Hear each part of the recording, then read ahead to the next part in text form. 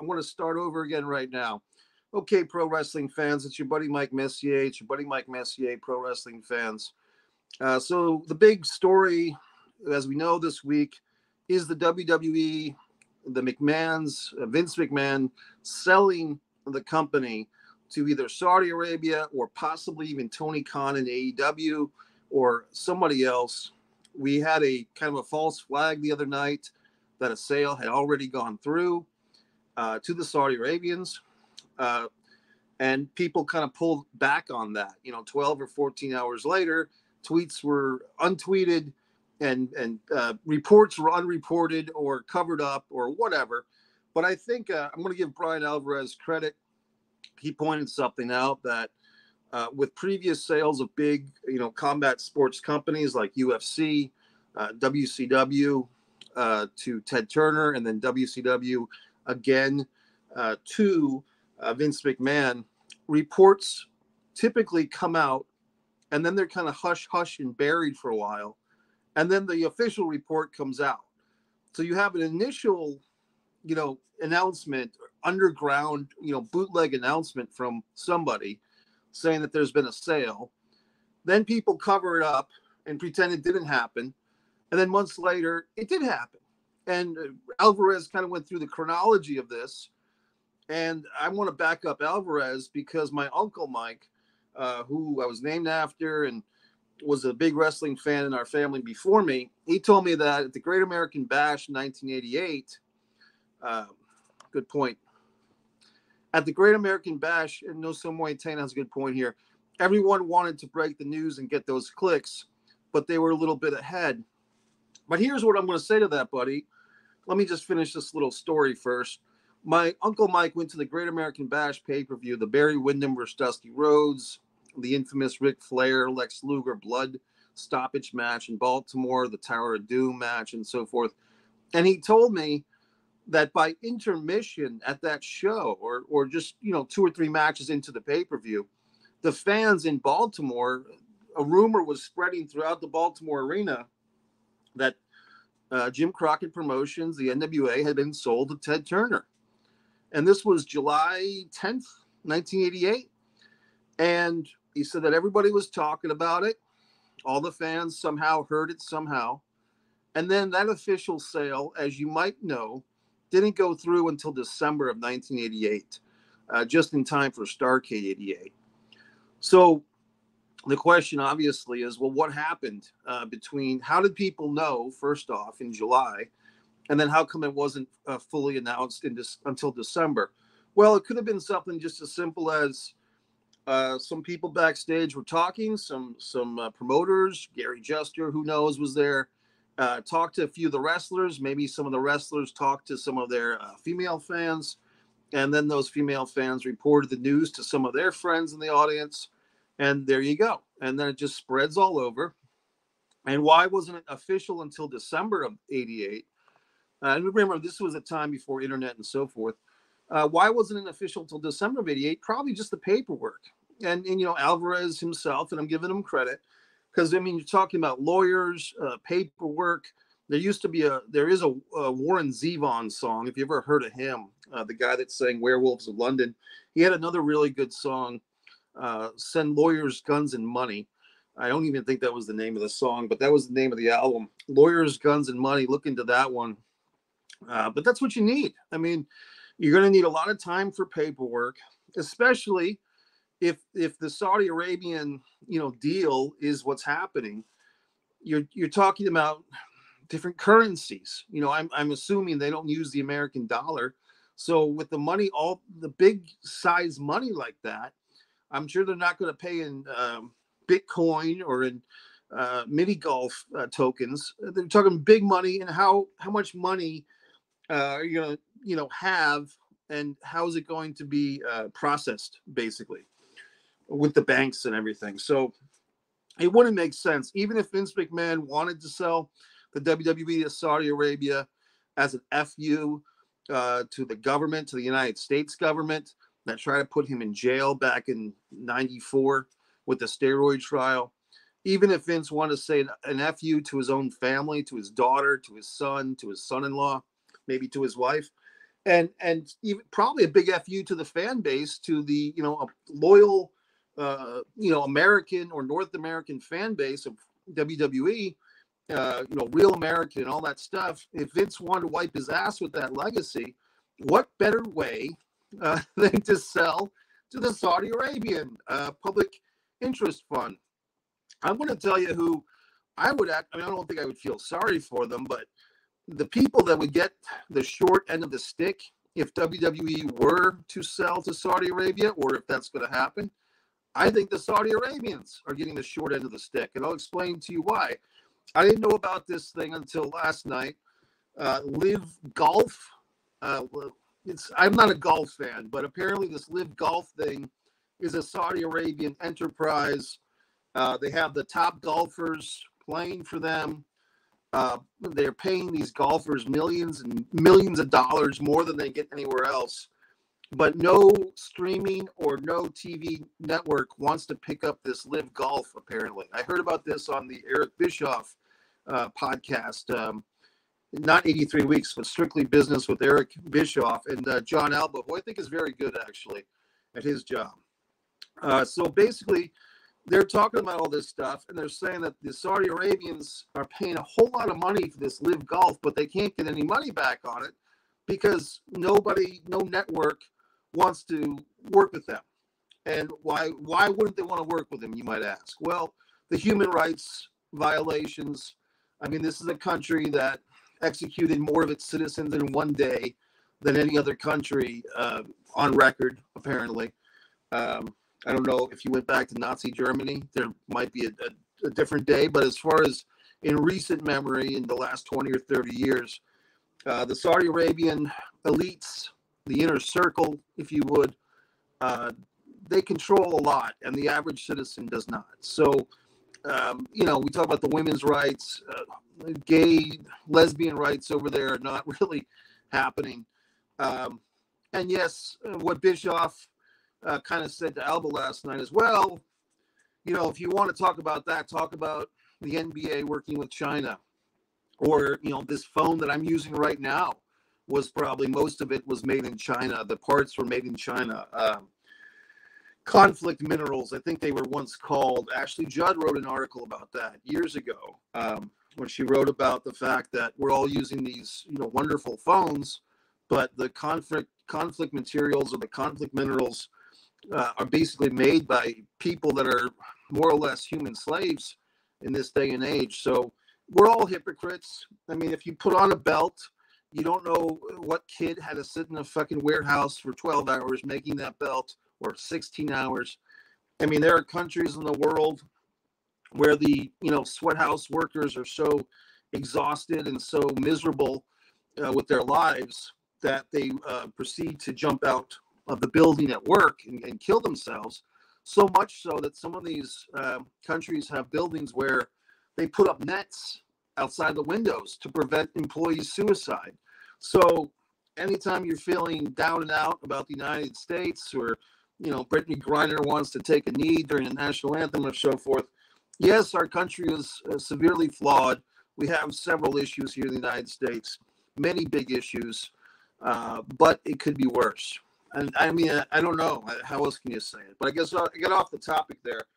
My feeling is, why would the Saudi Arabians be doing themselves a disservice? Because, No Soy Montana, the reason is, buddy, they would be investing in something, maybe naively, believe it or not. I mean, I can't think that these folks would be so naive, but if they think that the world is, it's kind of like that World Cup, last month when the Argentinian player, the goalie, got the trophy. And I just watched this clip last night. He kind of put the gold glove trophy to his groin and made an obscene gesture of thrusting. And there's this photograph of him doing that with this, Middle Eastern gentleman kind of recoiling.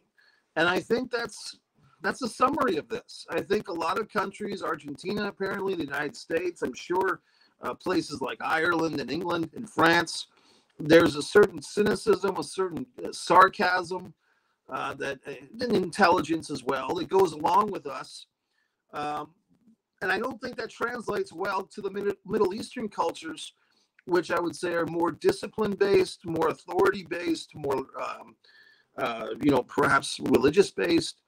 You know what I mean? So I'm saying I think it's a bad mix. And I think the ones that suffer, including the wrestling fans, would be the Saudi Arabians themselves, meaning the people that pay for it. I don't think it would be a good fit. It's kind of like if I go out and buy a size medium t-shirt. If I see a size medium t-shirt that I think is awesome, I say, oh my God, I'm going to buy this t-shirt and then I'm going to lose 150 pounds so I can fit into it. I'm just wasting my money. You see what I'm saying? And that's just the truth. What else can I say here, buddy? I just don't think people would really support the WWE as run by the Saudi Arabians as much as they perhaps naively would think that they would be supported, meaning the Saudi Arabians. And unless they greatly adjusted it, here's the other analogy I want to make, Montana, and I see your comment. Oh yeah, that pick went around the world and it was not well received. No, it wasn't.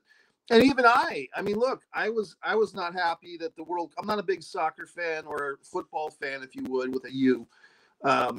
But the fact that these games are played in the stadium city, these 10 giant stadiums where they more or less conned indentured servants, people had to pay $3,000 or $4,000. I think it was $4,000 for the honor of working at those stadiums, and then they find themselves just paying off that $4,000 for the better part of 10 years. So, and we all bitched about it. We all knew about it. The Stephen Colbert or the fucking guy on HBO and This Week, Last Week, or whatever the fuck his show is, and Jon Stewart, they all got upset about it, but they all fucking watched the World Cup anyway, all right? I watched about 5 minutes of a semifinal game. I was so out of it, I thought France had won the fucking thing, but they lost. So my point is, I just think that that's a good analogy. That guy thrusting with that trophy, that's kind of how the WWE wrestlers, perhaps, or the fans at least, are going to feel in their hearts if the Saudi Arabians buy this thing. I just don't think it's a good idea for them.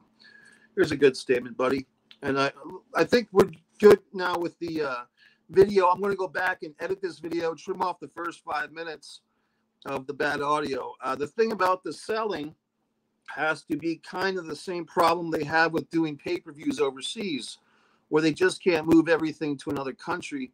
That's what intrigues me. Well, here's another and great point. What about NXT? What about the Performance Center in here, in Florida? 90 minutes, or actually about 2.5 hours from where I am. Orlando, Florida has this state-of-the-art complex, the Performance Center. Is that just chump change, for everybody? I guess it is. I mean, I guess something is always chump change to somebody, right? So I guess to the Saudi Arabians, Titan Tower in Stamford, Connecticut is chump change. The Performance Center in Orlando is chump change. To me, in my financial status, it seems like a lot of expensive things here, buildings and resources and materials and human people. But I guess if these guys would just control all this oil or whatever the fuck they control, it's just nothing to them.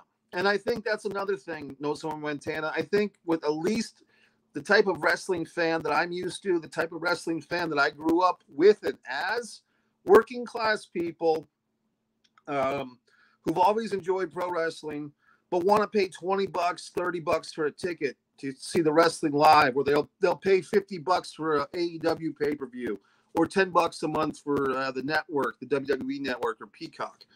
But I don't think they're going to feel good about you spending that money if they feel that their money is going to a country that kills more citizens in one day than most countries do in a year. You know what I mean? And you can look that up. I think the number was 77 or some such thing. But I don't think that the Saudi Arabian elite are going to get a return on their investment. And I don't know to what extent they have the knowledge of the product, meaning the WCW tape footage that I'm assuming would be a part of this deal, Smoky Mountain, AWA, World Class Championship Wrestling, Mid-Atlantic Territory. Would the Saudi Arabian brain trust really know what to do with all that stuff? I mean, in theory, They should be hiring people like me, people like yourself, Nosa Montana, Evan Ginsberg, Nikita Breznikov, wrestling experts who could break down this material for them. They should hire us with their big money. Now, I don't want to work for them. I'm just saying, a couple of years ago when they did that first Crown Jewel, Greatest Royal Rumble thing, whatever it was, they were trying to get the Ultimate Warrior and Yokozuna into this thing, guys that had been deceased for years. And they were shoehorning like sumo guys that kind of looked like Yokozuna into this thing. That was the one that I believe Strowman won.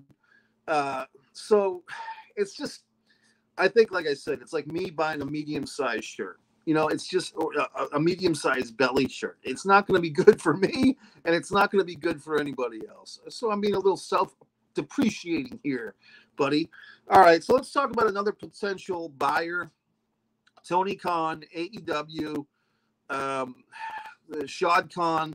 Look, the city of Jacksonville is afire because there is a big playoff game. I think the first playoff game that Jacksonville's hosted.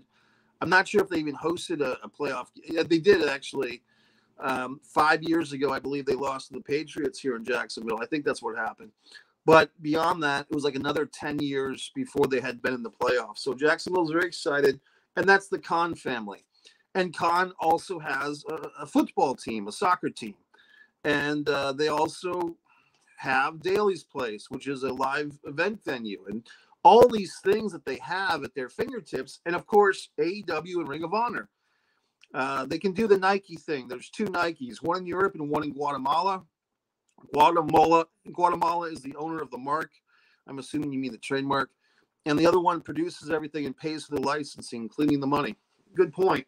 I'll give, I think it was Alba last night, John Alba, on that Strictly Business podcast, used the term sports washing, which I thought, I never heard that term before, but basically companies or countries that do stuff that's undesirable, let's say, they invest into sports because people are so hypnotized by sports. You know, you throw a ball onto a field and everybody just has to look at the ball, right? So these countries and these companies that are kind of not that great with the perception of their morality, they sports wash. They wash their money in sports. And he was saying that that's what the World Cup was like this most recent time. This is what WWE in Saudi Arabia now is like this. Maybe in the past, I'm not sure exactly which ones I'm referencing, but big boxing matches that Don King promoted in other countries and so forth. Maybe that was part of it. Who knows? You know, and here's the thing with why I don't think it's a good move for Tony Khan and Shad Khan. First off, I don't know if they get away with it. When I say get away with it, it just means, would they be violating some type of antitrust law? I'm not an expert on that, but I do know that in the past, there was things like cable television stations were often, powerful cable TV companies, I should say, were kind of in violation of these antitrust things. The Ma Bell, way back when in the 70s and the 80s, you had one juggernaut of a phone company for phone service, and they got broken up by the federal government. That's why you got all these things like MCI and Sprint and AT&T kind of came out of that, because in their country, in theory at least, we're not supposed to have monopolies. Although you can look at the entertainment world, and I think there's basically like 6 major companies that own all the other stuff underneath them. So I guess one way these companies skirt around it is they have something like Disney, but then Disney has ESPN. And many people probably don't even realize that. Sports washing is what my country did for a long time. The president and the TV company that owned the soccer league were really close. Well, there you go. And this is another good point, buddy. All of this stuff is fun to speculate and think about and talk about. But the reality, and this is kind of just me singing the same old Mike Messier song, these decisions and these issues are so out of our touch. Our opinions mean very little to the Vince McMahons, the Stephanie McMahons, the Triple H's. They might say that it does, but our opinions don't really matter to them. What I think, my logic, your logic, we would like to think that somehow we speak about this stuff and they give a shit. And the reality is they don't. What's up, D-Back? Hope all is good with you. Most things are good with me personally, but people close to me have not been doing so well health-wise, which is why I've been a little bit not doing as many videos. So just, it's been a tough time in that regard. I'm fine, but like I said, somebody close to me is not doing so well, which is tough, but we're getting through it. Thanks for asking. So we go to this thing. Well, I think Tony Khan would love to buy it, to be honest with you. And I think that in a different set of circumstances, if it wasn't a monopoly, if it wasn't a violation of antitrust, Tony Khan might be the perfect buyer, because they have the money. And I think that's one thing I saw Dutch Mantel say about the Saudi Arabians. If they have the money and they're willing to buy it, that makes them a good buyer. So same thing with Tony Khan. And I think as a wrestling fan, he would have the respect for the WWE material. He wouldn't try to undermine the WWE legacy like WWE has kind of done, or it has done with WCW and ECW to an extent. I think Tony Khan would honor all that stuff because he grew, no offense to him, but he's a mark just like the rest of us. So I think Tony Khan would be a very gracious owner to WWE, but I don't think that's going to happen because it would be an antitrust violation. At least that's the way I see things. I could be wrong. Could he fund? They were talking about one of these things, one of these wrestling videos I just watched on YouTube. Could the Khans team up with another entity, another family, or another, who knows? Thanks, buddy. I appreciate that. I hope things get better for your friend. Prayers. I do appreciate that. Interesting, that whole thing last week with the football player, Damar Hamlin. I really did not do any videos about that, but I was watching videos. I was keeping up with the news. I have the NFL Network app temporarily, which is not that great, to be honest with you. Hey, guess what? They finally got his throat clear. Amen. God is good. That's you don't know what that is, but that's actually a text I just got regarding my friend who's not doing so well. So he's in the hospital and his throat is clear. Thanks, D-Back. That might be from you, buddy. Thanks, pal. But so that's very exciting.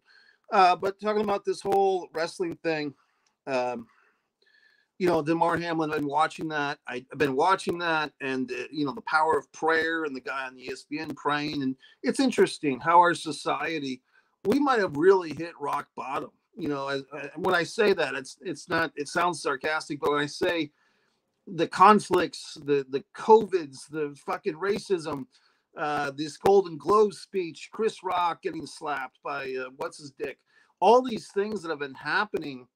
It's almost like people are so beaten down they have to pray, because our country has not really encouraged that for 30 or 40 or 50 years.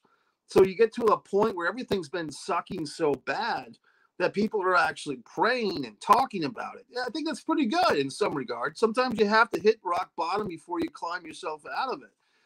I don't see the Khans buying WWE myself. I think they would want to.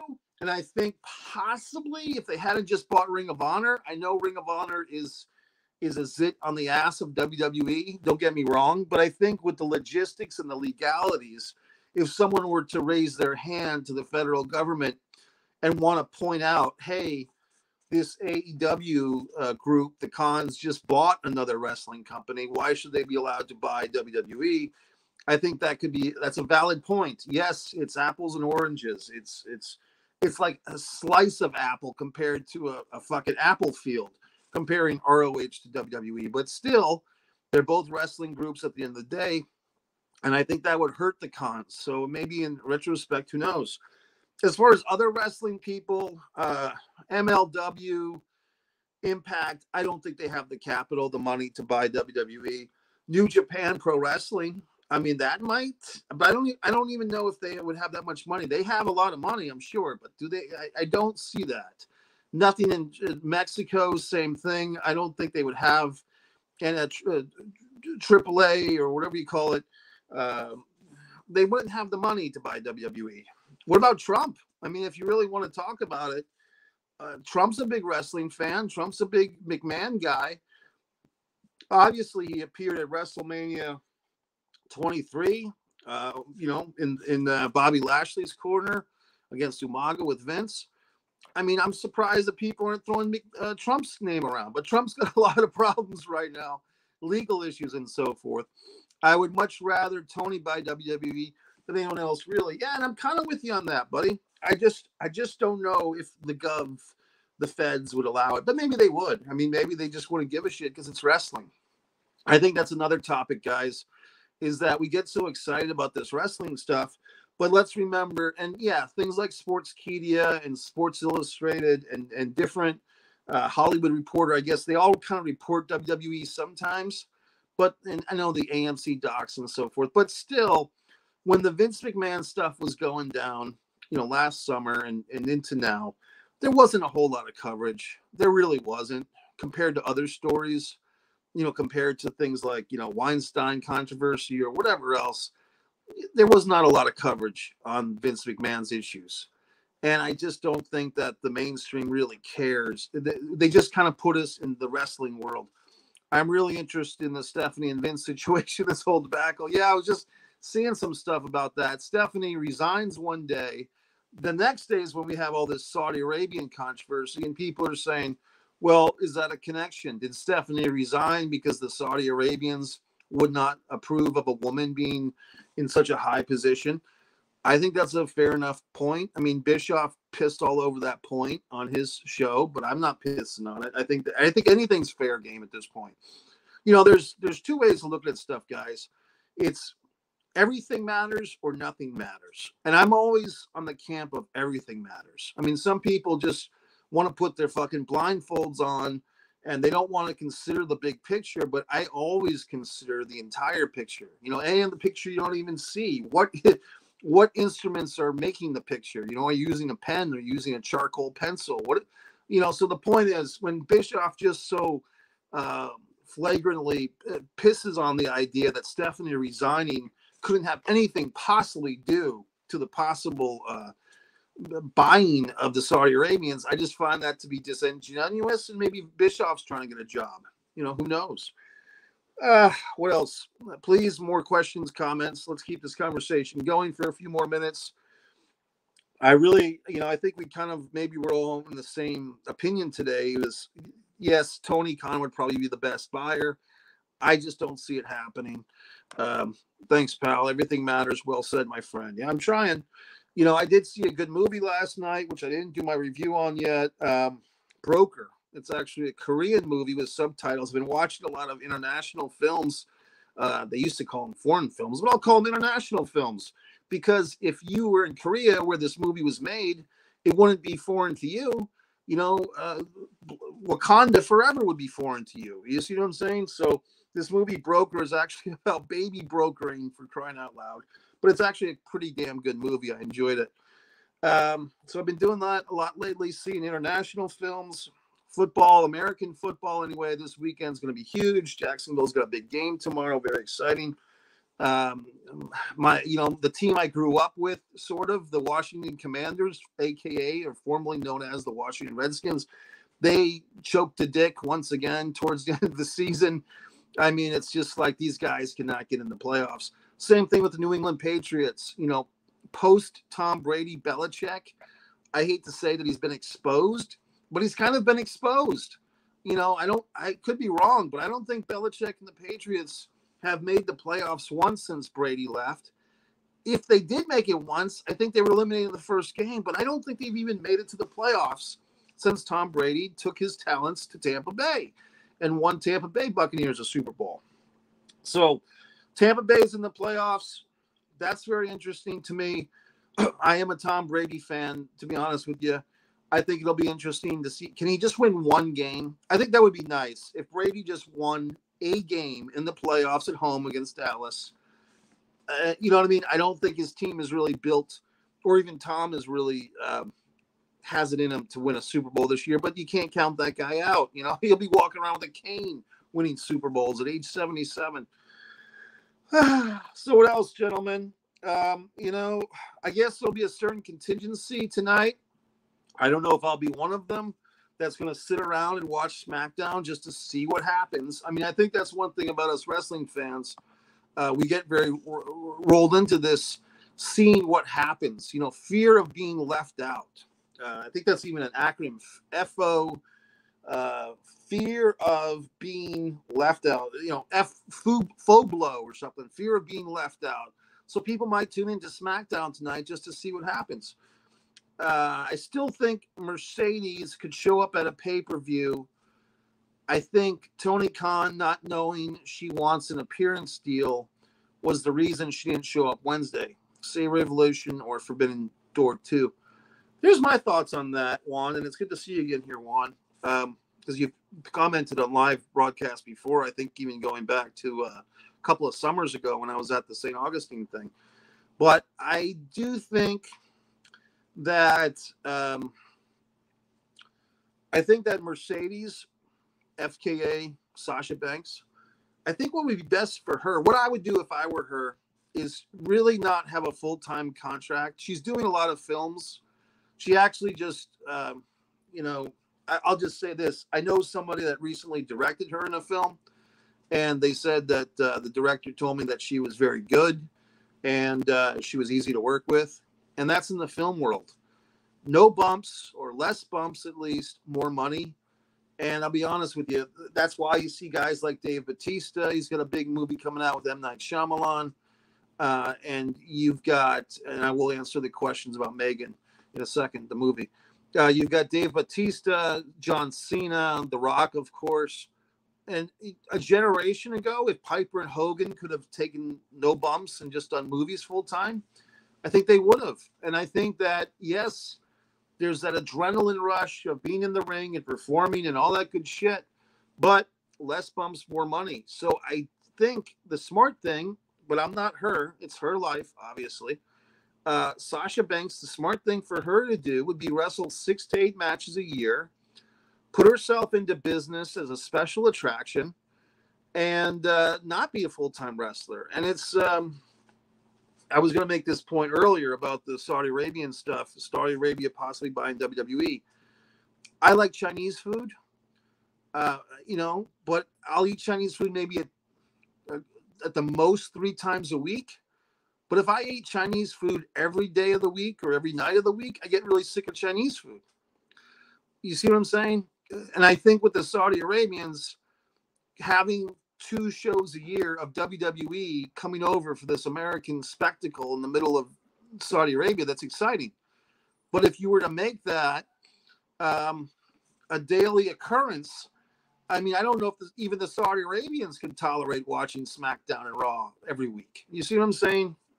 So I think it's like everything's better when you have less of it. And everything is valued more when you have less of it. Let me get to some of these other comments. You're right. No Brady, no championships. Yeah. I mean, Tom Brady as a individual has more Super Bowl rings than any other team in the history of the league, including the Patriots. And I believe they're tied for 6 with the Steelers, but Tom has more than all of them. I did see Megan, the film. I enjoyed it. I gave it 3.5 out of 5. I won't spoil it for you, but I do think it's worth seeing. I saw it with a very lively audience. The audience was really into it, and I did do a review of it. So if you guys, you might want to, with your Mike Messier subscribe to, click your bell, like unsubscribe, and then click like unnotify, and then re-notify, or unsubscribe, then resubscribe, because that way it kind of reboots and refreshes the notifications.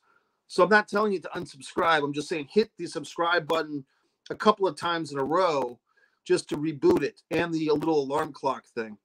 So I did see Megan, and I did do a Mike's Instant Movie review about it. I've been seeing a lot of movies lately. I call them international movies. I saw a couple of movies, Bollywood movies, a Korean film, a German film the other night.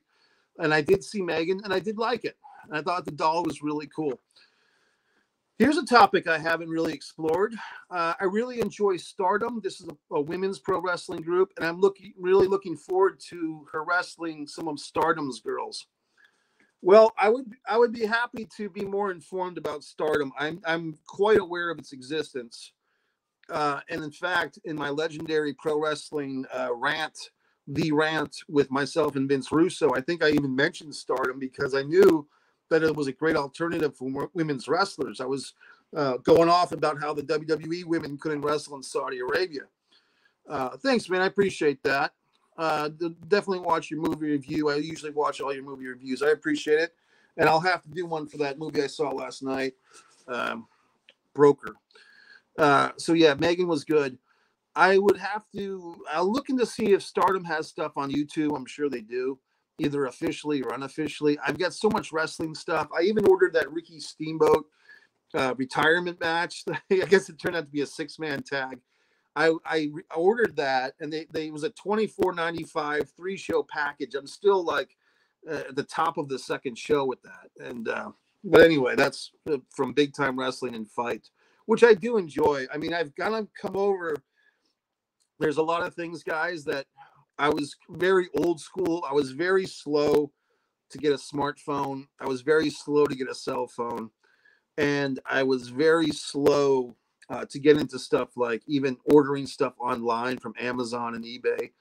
But now I'm really into it. I really order a whole lot of stuff on Amazon and eBay. I do those videos, what's in the bag and so forth for my ordering online. I just find it like the effort of ordering something and just being patient and waiting a couple of days to get it is, to me, a better deal than going to 3 or 4 different stores trying to find something.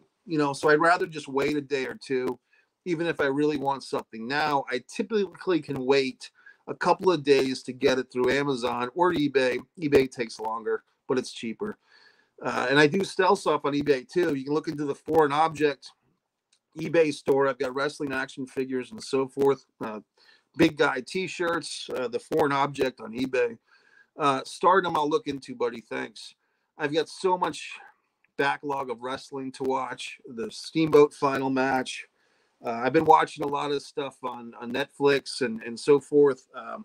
The morning show with Jennifer Aniston and Reese Witherspoon. I thought that was a great show. I think they had 2 seasons of that. I just watched the Chippendales. I think it was called either Chippendales or the Chippendales Murders. A friend of mine insisted, my friend Audrey insisted that I watch that whole thing. So I did. And I enjoyed it. And I'm watching this thing on, I think it's on Peacock, I believe, Paul T. Goldman, which is pretty interesting. It's about a guy who's in Florida and he finds out that his wife is a prostitute. So that's the Paul T. Goldman series. I completely agree and would rather not go to a store, honestly. And that's our changing world, D-Back. I mean, it used to be, it was exciting to go to a store. It's like, oh, not that you would get dressed up, but like just to walk around a store or a shopping mall and see all this fucking shit and come home with some stuff that you needed, stuff that you didn't need, maybe return an item. Like all those things were kind of, and now it's just like, fuck no. It's like, who wants to deal with it? Although I'll say this, here in Jacksonville, there's a couple of nice shopping malls that you might find me walking around for exercise. I became like one of those old guys that walks around the mall for exercise when it's not nice outside.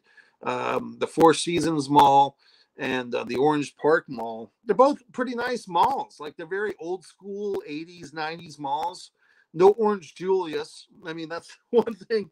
No Time Out Arcade. But these malls are kind of fun because you feel like you're in a little bit of a throwback. You know what I mean? And you still can buy some stuff. And I try to buy stuff there when I'm there.